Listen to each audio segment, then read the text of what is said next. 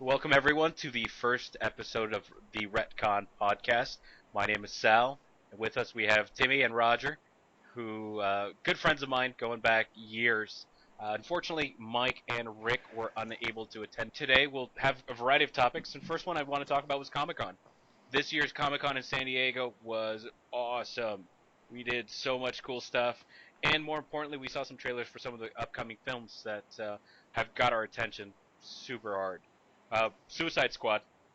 Suicide Squad looks awesome. Timmy will be the first one to scream its praises before it comes out. Timmy? Absolutely. I think it's absolutely hilarious that I saw it before you guys, and I was approximately 3,500 miles away. God bless the internet. Um, I think DC is doing a brilliant thing. I think they've hired a fantastic director for an ensemble piece. I think they have casted it very well. I believe we all understand that this is basically a vehicle to get Harley Quinn over. I believe Harley Quinn will become DC's tentpole for this franchise. Sorry, tentpole. I I think that the tone, I don't believe for 1 second that they did not expect this to get out. We have discussed in the past amongst ourselves, just to give a quick reframe of that conversation, that DC has a lot of catching up to do, and I think they are purposely putting out spoilers out there and letting fanboys drive the attention towards their movies as opposed to having a built-up universe that can build anticipation. I think they're letting people film on set. I think they are letting things leak on purpose to drive this anticipation to try to catch up. I think the Suicide Squad spoilers that are coming out, I think they're calculated. I don't think that all the secrets are out there, but the tone of that first trailer, I know they've talked about there being humor involved. I do think this is DC's Guardian of the Galaxy without it being humorous with the 70s music, etc., etc. But I do think there will be humor involved, much more so than a very serious first trailer. I disagree only because I think it's probably closer to the West Coast Avengers. It's Guardians of the Galaxy, yeah, they were more roguish. These people are killers. I mean, we know that from the beginning. We know they are the worst of the worst, and the government says that if it ever goes bad, we can disavow any knowledge and say they're bad people. So, that's just to that Absolutely. point. But you're right. And I totally agree with that whole they are leaking everything on purpose. I mean, did you see the footage from Canada where they were showing the Batmobile and Joker driving around downtown, was it Ontario? Or Toronto, Toronto? yes. Well, yeah. I hadn't seen that one yet. Oh yeah, it looks really cool. You should look it up when you get a chance. And from what I understand, I basically believe Batman's going to have cameos plural throughout the course of this movie. Basically, the idea is that Batman put the vast majority of the quote unquote squad in jail. He's going to come to Amanda Waller at some point and ask her if this is a good idea. From what I understand, and from what you can almost see in the leaked stuff, is that Joker turns Harley Quinn into Harley Quinn because going all the way back to the animated series, she is a doctor who's trying to help him. He turns her, etc., etc., etc. So everything that was actually filmed on that street supposedly will be either a flashback or it will be towards the beginning of the movie. It'll almost be the introduction of how she becomes. This is basically Harley Quinn's movie. And I honestly, watching that trailer, I think it was Harley Quinn's trailer. Well, what about Will Smith? I mean, they are pushing for him to be over on this. I read something somewhere that basically, I think there's a lot of naysayers out there. I don't necessarily think they're Marvel fanboys by any means. I just think they're out there and they want DC to fail. I am not amongst their numbers. I think DC is going to do quite fine, and we'll get into that a little bit later in this conversation. I think he was a smart casting choice. I don't think his character is going to be a main focus. I think he's a big name. Let's also not forget that Tom Hardy was originally supposed to be Rick Flag. He obviously dropped out, and they filled him in with a decent name, but nothing compared to what Tom Hardy would have brought. And I think at this point, Tom Hardy almost brings as much weight to the movie as to Will Smith would. I think it was a smart career decision for Will Smith, more so than it was a smart call for DC to bring in Will Smith. Yeah, Will Smith really hasn't done well movie-wise. I mean, what was his last big hit? It's been a while. Yes, the one he actually did with Margot Robbie recently, Focus, I believe, maybe. It did mediocre. I think it made its money back, but he's not quite the draw he used to be by any means. Yeah, when he was pulling in the big bucks was Independence Day, and God, what else was he doing? That was just like every single movie attached to his name was kicking butt, and then all of a sudden, just poor choice of movies, just killed him. Yeah, absolutely. Nonetheless, I think the movie's going to do fantastic. I think it was a perfect. That movie's still a year and a half out. I think it was a great introduction to everything without giving too much away. You still have no idea necessarily, quote unquote, what their mission is. And to be quite honest, besides Harley Quinn, who was the star and the focus of the trailer, that was basically a 3-minute introduction to Jared Leto's Joker. It was. So. I mean, that's gonna be massive shoes that he's gonna have to fill. Everyone is still raving about the last Joker we had, and I really don't know how that really is gonna get topped. So I'm interested to see how it happens. Moving on, and I'm still kind of bitter the fact that you actually saw that before we did. I was like, I mean, literally, right there, but I can't get into Hall H, not without, camping out overnight and spending the entire day just to see one movie. It's ridiculous. And I just can't really see myself doing that when there's so much other amazing stuff on the floor to do. I mean, 3 football fields long is the length of that convention center, and they jam it wall to wall with everything that is pop culture. I mean, we're talking movies, we're talking just everything. Comic-Con. It's awesome. Do you guys think you ran across... I'm sure they've been doing it for years now, but I like that they are now coming out afterwards and almost saying, like, oh, by the way, this is what I was dressed up as. Do you think you came across any of the celebrities that were dressed up in cosplay / mask? Absolutely. I actually, a few years back, met up with one of the Mythbusters who was dressed up as Hellboy. In an awesome nice. Hellboy. Like, it was a killer costume. And when they actually showed it on the internet, I was like, I have a photo of just him standing around that we uploaded onto the Inside Pulse website. So if you go to Inside Pulse and look at the cosplay stuff, you'll see we have, I think it's Adam, who's actually in cosplay. Very nice. Is he the one that hacked? No. Because I think it was the other kid. It's one of the Mythbusters. Yeah. Are they not just interchangeable? The cute redhead left the show, so I mean... Didn't they fire everybody? I think that's basically what happened. Yeah, they were like, you're not making as much money as you used to, so you lose your interns. Yes. No. Who will get my coffee? Who will do the stuff we really don't want to do? You call this dry clean? And then, of course, we also had the Deadpool trailer. That was sick. Oh. I'm going to say that I like the other test footage that was leaked onto the internet, quote-unquote leaked onto the internet. I like that more than the actual trailer. But the trailer did set up for other things. I personally was not particularly impressed by the trailer whatsoever. I know Mike, who will eventually join us, basically stated hands down that was his favorite trailer that came out. I hold my reservations close to the chest on this one. I understand what they're trying to do. I understand the character and what they were trying to get across. I think the optics of the trailer were fantastic. I don't know if we've ever seen a costume that is as true to the comic as what we're getting with that outfit, which I think is fantastic. But I almost feel like they're going overboard with the, not even necessarily breaking the fourth wall, but the cheekiness that they're attempting to use. I almost feel like their gimmick is, we are going to do what nobody else has done. And they're making it a little too obvious. And I feel like it's going to detract from the story that they eventually try to tell. Breaking the fourth wall is always a challenge. I mean, if you do it too much, it ruins it. You got to do it in just the right amount. one of the things that I loved about Cable and Deadpool was that they balanced it so well in that comic. It was just done so well. But I will say this: when they casted Ryan Reynolds, I was applauding because if you go back and read Cable and Deadpool, Deadpool says that if anyone was ever going to play me in movies, I would want it to be Ryan Reynolds. Uh, So I was like, perfect casting.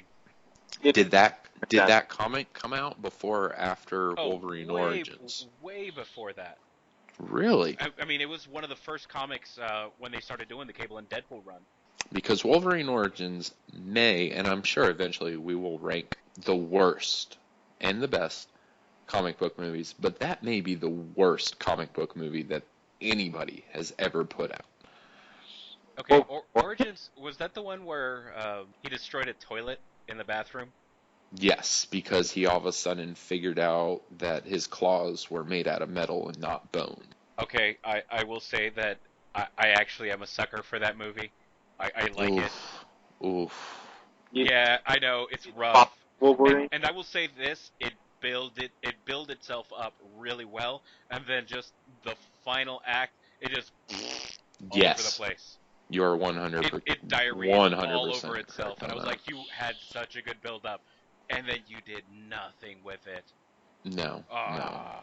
But from everything I've read, that Deadpool will have no tie to this Deadpool. So I will be interested in seeing how they create this new origin. Now, don't get me wrong, this trailer, which is obviously red banned, I mean, they curse throughout it. There's lines in it that are absolutely hilarious. When he is sitting there talking to the other gentleman and basically saying what his facial features look like, that is very humorous, and Ryan Reynolds can deliver a comedic line with the best of them. But I'm interested in seeing how it's challenging enough. You hear it time and time again. One of the biggest complaints I ever heard about Dark Knight Rises is that Bane basically stands there for 3.5 minutes and delivers an oratory speech wearing a mask. And how do you get behind somebody who is wearing a mask and giving a speech? It's hard to follow their words. It's hard to get behind them.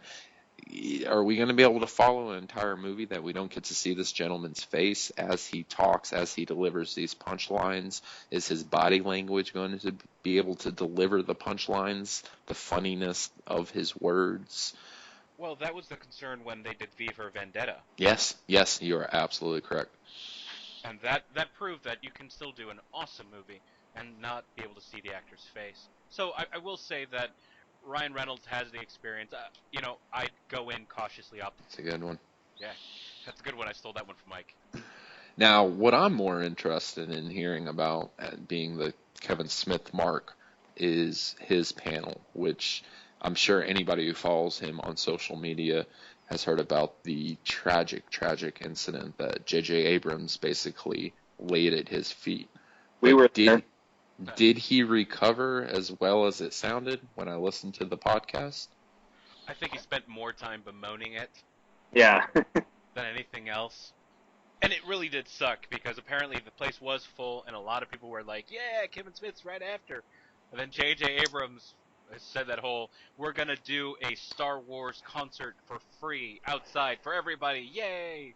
And everyone said, Star Wars concert? Fuck that guy. Well, by So fuck you that guy, they guys, meant Kevin Smith. so you guys did not actually see the Star Wars panel. Oh, hell no. Go back to the argument that I absolutely friggin' hate having to wait in line. Oh, sorry, I haven't mentioned that. But I hate waiting in line. There's nothing more, just un-American, I would say. Just the idea of lines bothers me. And I just was not going to spend my entire day of Comic-Con just to see a freaking trailer for Star Wars. Which, first of all, I'm not even a Star Wars fan. I stopped being a fan of Star Wars, a long time ago. Yeah, rightfully so. So I'm still a little confused with how Comic-Con works. If you are in Hall H at the beginning of the day, do you have the option of just staying in there the entire time? Absolutely.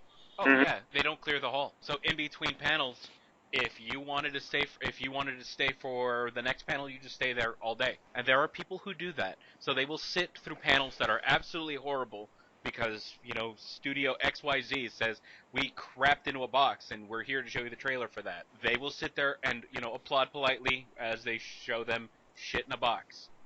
But that's really about it. They won't clear it, so they will wade through that disappointment after disappointment that pops up at all age just to see this one crowning achievement of their day. And also that they can say, I saw the Star Wars trailer before anyone else, before it was leaked on the internet where Timmy saw it before the rest of us. Well, from what I understand, Star Wars did not even have a trailer. They just showed a making of Yep, it was just featurette. a little featurette of like, hey, this is how we did it. So they saw footage that they're going to show on the DVD. Yes. Yeah, but the cool at the end, they had Mark Hamill, Carrie Fisher, and Harrison Ford come out. That just would have been cool to be a part of in the audience. Yes. Roger's one of those people that actually will wait hours to see a panel. Well, not hours.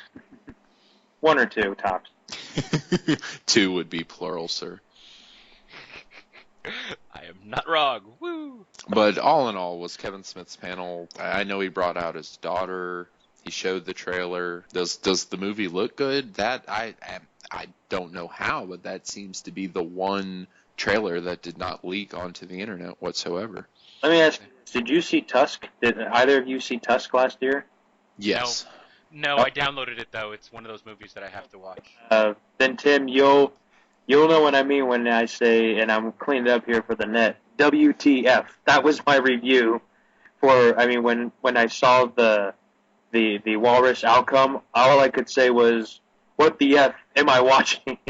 And I'm not usually a horror fan, but I went and saw this last year. They were showing that here at the ArcLight in Hollywood, and Kevin Smith was doing a Q&A afterwards, and I went and saw it just because it was Kevin Smith, but all I could say was WTF. And well, that was his absolute goal with that movie. But from everything I understand about this movie, it's basically supposed to be a PG-13 superhero movie for girls. Absolutely, and that's what it is. From the trailer, what we saw, it looks like it's going to be just his daughter and Johnny Depp's daughter who are just trying to save the world from Nazi hot dogs. Nazi Bratzies. Bratzies, there we go. That's their official name in the movie. See, that has my interest. See, I've pitched it to other people, and they were like, okay, you lost me at Bratzies. Well, they don't get it. They don't get the Kevin Smith sense of humor. You know, it is. I mean, I think he's too down on himself. You remember Sal? Like I think he doesn't give himself enough credit for the kind of work that he produces, because he's got fans all around the world. But deep down, he doesn't think he's that good. Like, I mean, he's probably no Spielberg or anything like that, but he's got a very loyal following, and he delivers what his fans ask for. Oh, absolutely. I think it's a self-depreciating humor about himself. I mean, basically, let's not kid ourselves. He's basically the inspiration for this podcast ourselves. Oh, yeah. Yeah, that's really the bigger takeaway from this whole thing, is that, like him or hate him, the guy actually does care about storytelling. He does care about people going out there and expressing themselves and making sure their voice is heard. He tells people, like, hey, you want to make a film? Just make a film. If people tell you you can't do it, then you know what? Fuck them. Make your film anyways. It's about you telling your story, because at the end of the day, that's all you really have to do, or all you can do is express yourself. And I honestly heard him, and I said, you know what? I want to do a podcast. So, Kevin Smith, if you ever hear this, thank you. Yeah. I'll agree with you, Sal, because it was almost like it's almost like we walked into a motivational speech. I mean, how he was telling people, said, you know what, you can't do this. Don't listen to people who tell you you can't do this, because you don't need those people in your life. Listen, it's like he said, instead of people that will ask you why, hang out with the people like, why not? I said, you want to make a film? You know what? Why not? A friend of mine recently said she wanted to get into mixed martial arts, and internally I was thinking, why? Because she's not that tough, but she's like really trying to hit the gym. And then it dawned on me, I said, you know what? Why not? Yes, you want to do it? Then yes, you go train, you go hit the gym. Absolutely, you can do this. You want to do this? You absolutely can do it. Could we hire Kevin Smith to be a motivational speaker? I'm sure for several $1,000s we could get him. You know what? We have a friend that works at K-Rock, and he's friends with Ralph Garman, who does the Showbiz Beat. So maybe we can make some calls. Yeah. the first thing we want to do on our podcast is get Kevin Smith because that's gonna work well. Well, Let's get a few shows under our belt first. he won't like it Absolutely. trapped on the Big Bang Theory. Speaking of which, though, I mean, having other people on here, you guys definitely did some interviews while you were there. Were any of them significant or stand out from the other ones? Always, Amanda Connor is hands down one of my favorite people to interview. We go out of our way to at least say hi to her every single year. She's just such a funny person to talk to, and she really does love her fans, and it comes out whenever you speak to her. So for those of you who don't know, Amanda Connor is working on Harley Quinn. So go out, look for her. But when we actually interviewed her, the first time that we interviewed her, she was working on Watchmen, but I had to ask her about The Pro. And she told us, some of the greatest stories about how that comic book storyline came to be. Do you know The Pro? I'm not familiar with it. Okay, so think of the Watchers from the Marvel Universe, right? We watch everything, we are sworn not to intervene, right? In a parallel universe, the Watchers actually make a bet amongst themselves, saying, hey, anyone who's given powers can be turned to good. It could be the lowliest person, but you give them superpowers, they will be good people. Well, they make a bet, and they say, okay, well, there's this whore, giving blowjobs for money, let's give her superpowers. So she gets superpowers, gets recruited by the Justice League, all the crazy shit that happens to her. It is a really just messed up comic. It's just a trade paperback. Now it's about the only way you can find it.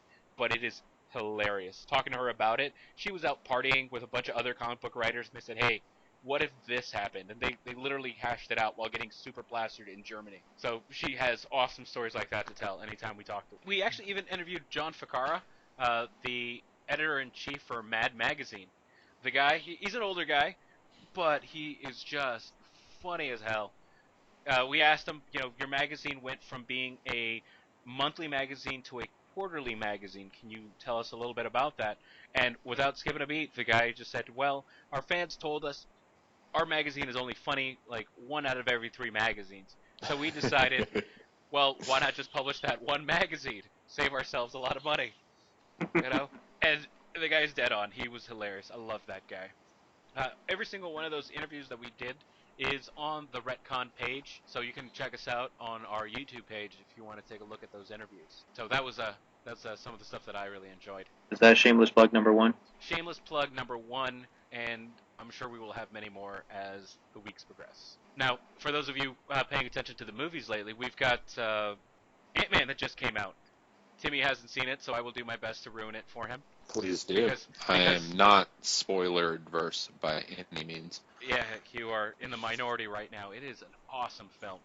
But I will probably shamelessly plug any movie by Marvel as much as they shun me.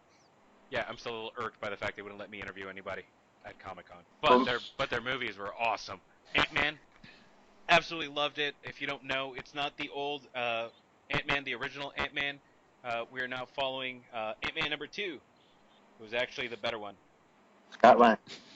Yeah, Scott Lang, who's actually funny. He's a criminal. He's just trying to do right, just to be with his daughter. Kind of sounds like Suicide Squad. Except it's more of a heist film. And this one, they actually are trying. They are trying to steal back the recreated Pym particles. Not exactly like the Pym particles, because they still have their own flaws. Apparently, too much exposure to them turns you, well, I guess evil. Do you think it was evil, Roger? I don't think it was too much exposure. Was what happened to the Wasp, right? No, the Wasp got shrunk down into the microverse or something. The microverse, yes. And she became lost? Yes. No, she was already Wasp. No. While in the microverse, yes, she did become lost. Apparently, that was the big thing, is that once you enter the microverse, you can't get out. Scott Lang was actually the first person to figure out how to go into the microverse and then come out safely. So Michael Douglas's character never shrank? He did back in the 50s. Yeah. When he was actually the original Ant-Man, and they show some of the old footage of him doing Ant-Man stuff. It's pretty cool, and I thought he made a really good Ant-Man. I mean, he's a great actor anyway. I agree. It's a shame that they haven't signed him up to any future events, but maybe they're just going with the future of Scott Lang. How do they pull in Falcon? Falcon was actually protecting a base that had a MacGuffin that they needed. MacGuffin, apparently that is an actual film term. Oh, it absolutely is. It's a plot point. Uh, Is it egregious? Did they need to have him in there? I feel like Anthony Mack, as much as I like Anthony Mack as an actor, and I think he's going to do fantastic things as Falcon, was he the right choice of the other Avenger to pull into that movie, or do you think they could have pulled another Avenger in and accomplished the same thing? I think he was the right choice because, no, Thor's not going to take the fall. Iron Man maybe would have taken the fall because Robert Downey Jr. would have played. Oh, so they actually pull one over on him? Like he actually ends up being almost like the Goofus to their Gallant? that's going a little far, but yeah, he does manage to get bested by Ant-Man. It's supposed to be the push, the push that gets Ant-Man over. They put up a hero that isn't super powered because let's be honest, he's the least powered of the Avengers. I mean, Cap's got the super soldier serum. Thor's got the fact that he's a god. Iron Man's got all his Iron Man stuff, and the Hulk. I don't know. After this last Avengers movie, War Machine's looking pretty weak also as a new member. They all, that'd be a point of contention really, because War Machine hasn't impressed me even in Iron Man 2. Yes, He wasn't that impressive. Yeah, that's what I mean. In fact, I think he got weaker by getting real guns mounted onto his suit. I don't know how that happened. Yep, no, absolutely. And going along that same idea, because, let's not lie, War Machine's almost a C-level character. Do you feel like Ant-Man has now opened the door almost for B-level characters in the Marvel Universe? Absolutely, and that actually is the greatest part of this movie. It is the fact that we now see that Marvel Studios can get a B-level character and let them carry a movie and let it be successful. This is going to open up the doors for everything. Now, I personally am excited about seeing Doctor Strange. Doctor Strange is also one of those B-level characters that now has the potential to carry a whole movie. Because I've seen them take a character who's not as well known and make him likable and loved by the audience. They did an awesome job in the past. They're going to do it again. They're going to do it with, Doctor Strange. We've got the Black Panther. And then just all these different people who are not as well known by those who aren't involved with comics as we are. And they're getting their moments to shine in the sun, and they're proving that they can do it. Do you think Marvel's making the right choice by casting fairly well-known actors in these roles? Benedict Cumberbatch. They're already talking about Rachel McAdams possibly being the love interest in that Doctor Strange movie. I'd see it because it was the Cumberbatch playing Doctor Strange because I think that'd be freaking awesome. Maybe. They've done awesome stuff getting people who are not as big. I mean, let's not forget that Chris Pratt was just that kind of lovable guy from Parks and Rec. In fact, when I first heard that Chris Pratt was going to get put as Peter Quill, I was kind of stunned. I was like, dude, that guy is the sort of funny guy from Parks and Rec is going to be Peter Quill? Star-Lord? An action hero? Come on. But I was proven wrong. Yeah, I didn't see that coming either. Yeah. Totally blindsided me on that one. And I don't even watch Parks and Rec, because the last thing I remember Chris Pratt from was the best friend in Wanted, in the 5 minutes he was in there. Oh, come on. He was also the voice of Emmett in the Lego movie. Yeah.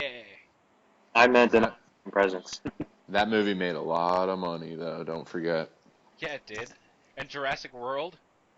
So Which is now, what, number 5 or 6 all-time worldwide gross?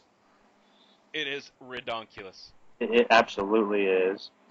And I think they just announced the sequel's coming out in 2018. Yeah, that sounds right. Yeah, after making a boatload of money, you're not going to make a sequel. But Chris Pratt has been surprising. But he wasn't as big a star. Mm-hmm. That was my point, is that it's their writing that is carrying them at this point. They have great writing. Not only their writing, but they are The one thing that I will absolutely give Marvel and Kevin Feige is he is tying everything in together so well. Okay. He has a master plan, and by hell or high water, he is sticking to that plan. And whether it be phase 2, phase 3, everything is seamlessly tying together, and it is absolutely brilliant. Absolutely. The plan that they've got going is been put together, and as nerds, we love continuity. I mean, I like to be able to sit down, say, hey, I saw this here, and now it's coming up over here, or they referenced this here, and they made sure that it was true later on down the movie. Nothing bugs a nerd more than knowing that what you told me is no longer valid, which is why retconning always throws everybody for a curve. Well, it's all true until it gets retconned. Yeah. Ha, ha, I see what you did there. Ha, ha. Ta-da. Plug number 2. Plug number 2. Good job, Timmy. Thank you. So Now, now building with the same continuity idea, I believe Marvel has recently announced some Netflix information. yeah, amazing stuff too. We're talking about Jessica Jones in a couple of months. Then after that, we're gonna have Luke Cage, and then Iron Fist after that. So we're gonna have on Netflix these 4 different characters, including Daredevil, which we've all seen, right? We've all seen that. That was awesome stuff. Yes, hands down, my favorite Marvel property that is running right now. So we saw on all 4 of them are supposed to come together to do a Defenders movie show, something along those lines. Marvel will obviously let us know once we have more information on exactly what direction they want to go with that. But that's Netflix deal, which, if you remember from the original Daredevil, because it's not on network TV, gives them a lot more freedom to explore what depth to explore with their stories. The stories can be grittier, they can be dirtier, because they don't have the censors to worry about. And for them, it opens up doors for a true, I think, Marvel Knights experience. If you know the Marvel Knights from the comics, they're grittier stories. They're not as usually cleaned or as scrubbed as the other stuff we see. Absolutely, and let's not also forget that Kevin Smith started the Marvel Knights line with Joe Quesada back on his original Daredevil run. I think I actually have some of those comics. Oh, they're fantastic. It absolutely baffles me when people bash Kevin Smith for his comic writing.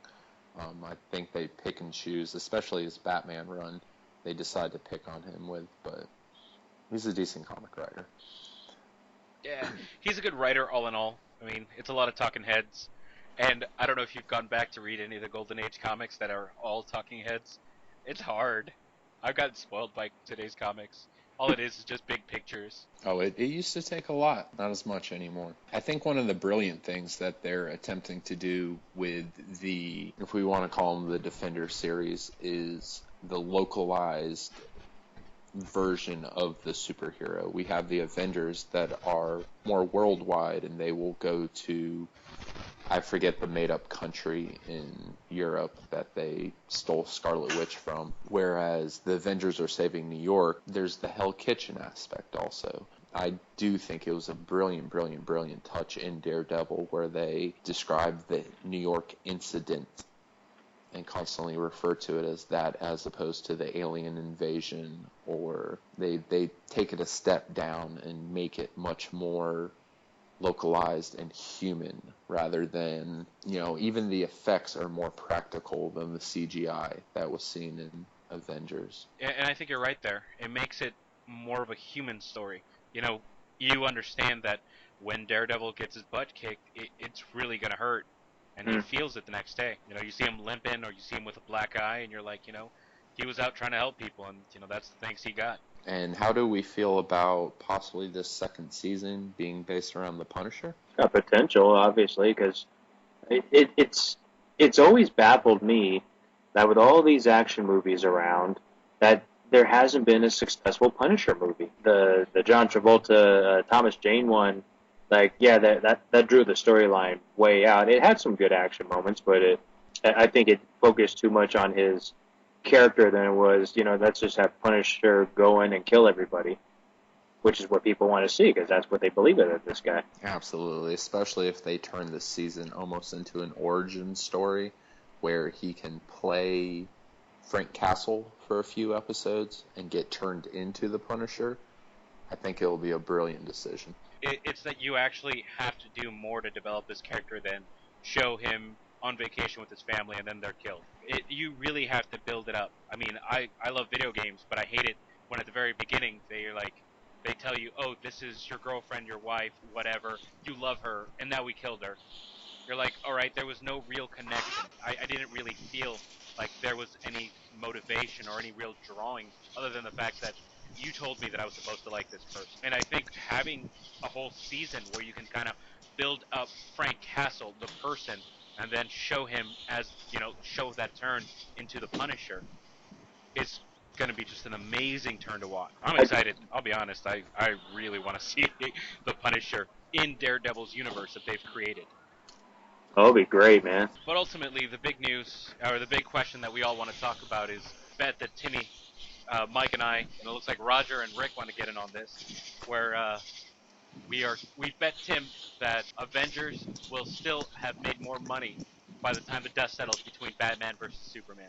Timmy's Yes, gonna hope that we are dead wrong. I not only think you're dead wrong, but I am putting money on this. We've got a standing $50 bet that the Avengers will have made more money before Batman over Batman versus Superman. Well, and people are questioning the guidelines too. We're talking worldwide, worldwide gross, right? Not just domestic. Worldwide gross. From everything I comprehend, I believe Avengers made $1.53 billion.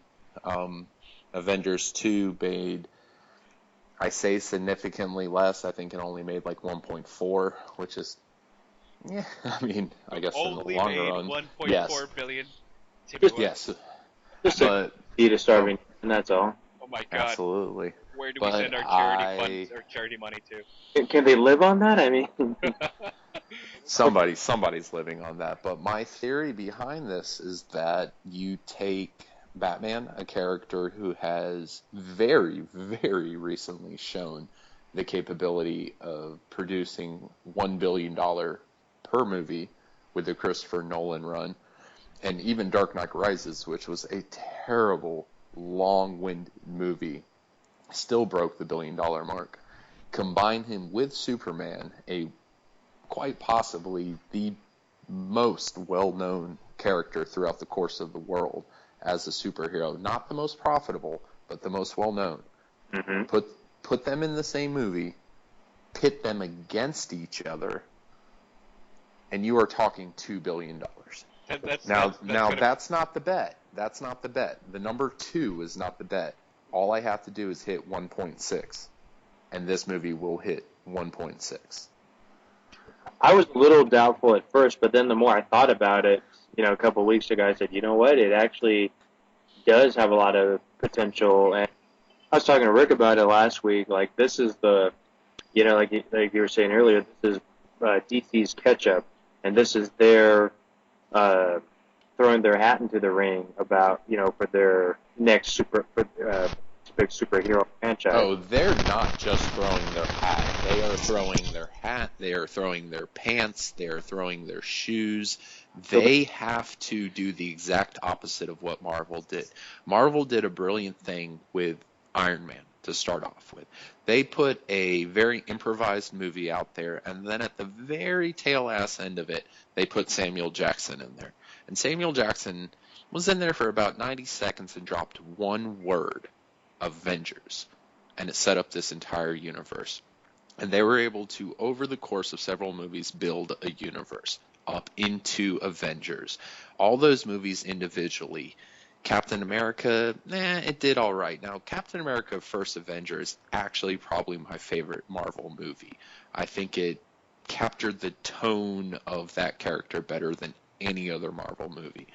But on top of that, Iron Man 2, Thor, they built. They introduced Black Widow. They introduced Hawkeye and Thor.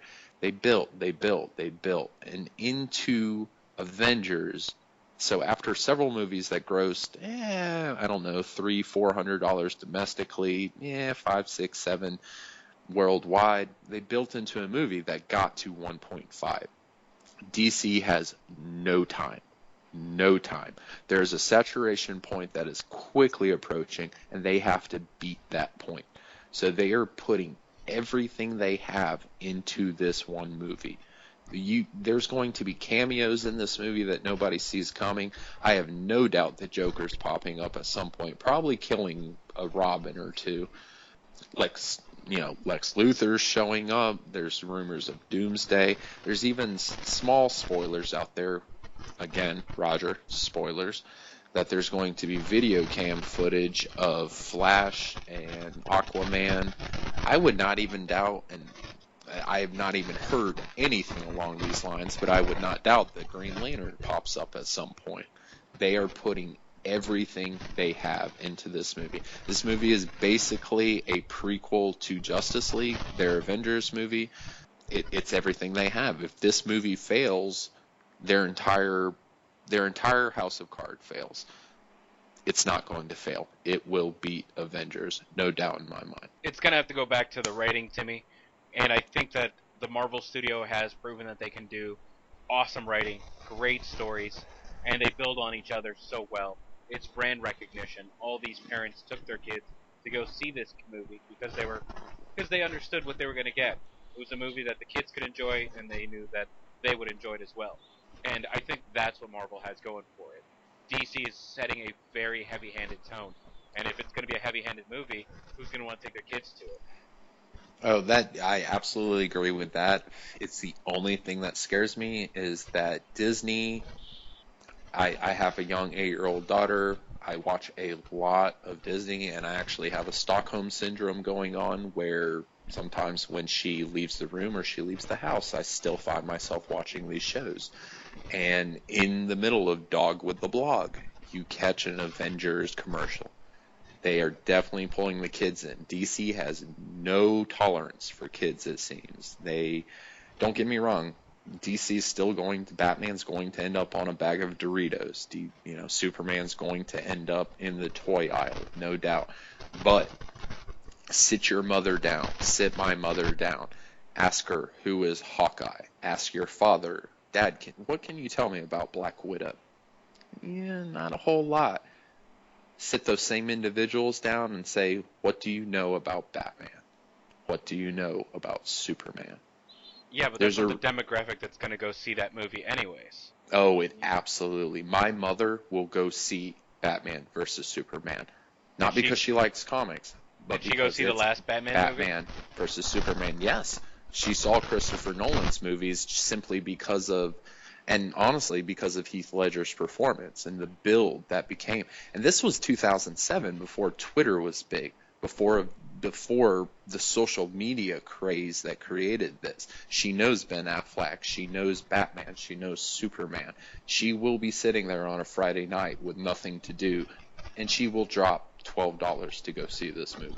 I still don't think it's going to bring that kind of money in. It's just for the fact that The Avengers was one of those popcorn films that was so much fun that even though some people saw it once, they'll go see it again.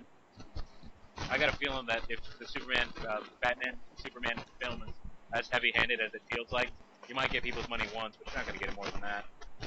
But then the worldwide audience is actually a much harder target to hit for the simple fact that we Americans are very spoiled when it comes to our films. If I'm going to go see a drama, it better be a drama the whole way through. The rest of the world says, okay, I want a little bit of action, I want a little bit of comedy, a little bit of love, a little bit of everything in their movies. The movies that do well around the world have a little bit of everything. And the Avengers movies have proven that, yeah, they could be a little silly, but they're serious. They got a little bit of potential romance. They threw it all in there, all in one big cauldron. And that's not what I'm seeing out of Batman Superman. I think that defense is impressive. I do think you have a point with that. But I think even more so than with, and I know Mike will disagree with this, that Captain America is a well-known name. Captain America cannot hold a candle to Superman or Batman. And I think the person who... In what regard? in name recognition, not in ability or canon or anything like that, just in pervasiveness throughout pop culture. And I think a person who will see a movie twice is just as valuable as having two separate individuals who will go see a movie. And I think Ben Affleck is a bigger name than Chris Evans. I think Ben Affleck is a bigger name than even Robert Downey Jr., to be quite honest, right now. And I think they are very comparable. Don't get me wrong. And I'm not saying one's a better actor than the other. I just mean as current actors. I got you. And I think people will take a risk with their $12 on that movie more than they would on a movie that has Mark Ruffalo in it.